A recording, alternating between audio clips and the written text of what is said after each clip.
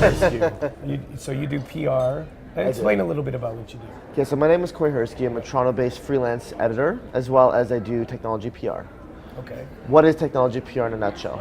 Somebody has an app, they're not yet funded, or maybe they're a little bit self-funded, they're just not there yet where they're ready to go. They come to me and I bridge that gap between hiring the big guns and bringing in that $50,000 a month retainer, work with them on a lower budget, help them build out their strategy, build out their communication plan, and launch and go to the masses. Okay. I think radio as it is right now is very archaic. I think that XM radio really paved a way for a new type because people want no holds barred. People like controversy. People want it kind of bugged me when Dean Blundell was cut off because people want engaging radio. People want something to look forward to, listen to. They almost like they can look for the channel of that drama to help them get their day just pumped up, get the adrenaline going, because they can be from an outsider's perspective. I think that radio as it is right now is, I don't want to say it's fading, but there's a lot that they need to do to really re-engage, and the CRTC, it has a stranglehold on it and doesn't allow them and says that your guidelines are this, you have to have 10% of this, 20% of this. So you think the content based on the CRTC mandates is limited, and therefore that's the reason why radio is stagnant? Or imagine somebody told you they wanted you to run as fast as you can, but you have to have a harness and pull a car behind you. I say think outside the box. I say go on the street more. You can add, I know it's radio, but get out on the street more. Engage with people. Don't be so stuffy.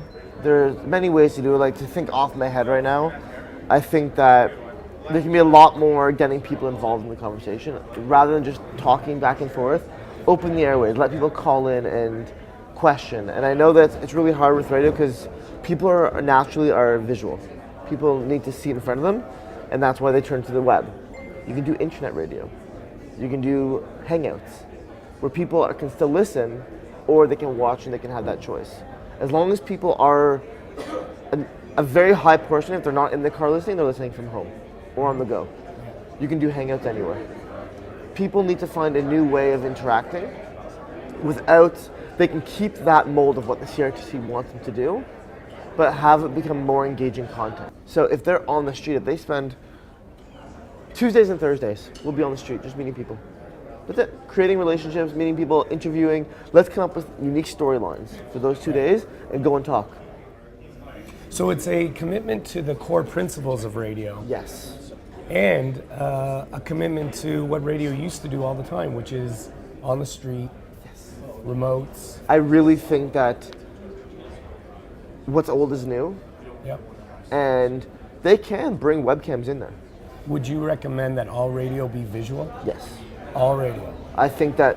I mean, it's your option if you want to experience it in visual, and sometimes you can't. I think it's hard not to. We live in this age where people need visual to learn. Right. I'm not saying that people don't learn other ways, but people need visual to just grasp it, no matter what it is. That's why you have classes rather than correspondence. Right. It's just like that concept in your head that if you see it, you're going to learn it better than if you hear it. If you were to craft a strategy with your PR background for radio to try and drive those ratings, are there any principles from the world of PR that you could give as sort of advice? Always have a smile on your face. Always emanate positivity. No matter, even if you're frustrated with what's going on, be on it. Be on it. You never know who's watching, who's listening. But mainly just I tell all my clients, get out there. Get out there. Incorporate it. Make it so that these personalities, people want to like you. Yep. But it's just mainly it's the standard principles of show integrity, be honest. But at the end of the day, have a smile. If you're going to be the face of a brand, always be happy. Go out there and show it. Don't face of a brand. Be the face. That's a great point. No, but be the face. But own it. It's either you do it or you don't do it. If you're gonna do it, you have to own it and be out there and don't air your dirty laundry. Someone says, "How's your day?" Dude, I didn't sleep last night. I'm exhausted. My dog shat all over the bed. No. But some personalities do very well with that type of but reveal. Thank right? you. But some do. You can't force it. People have. You can't be Has like. to be part of your. Has to be who you are. It can't be something where it's like you're and then moo.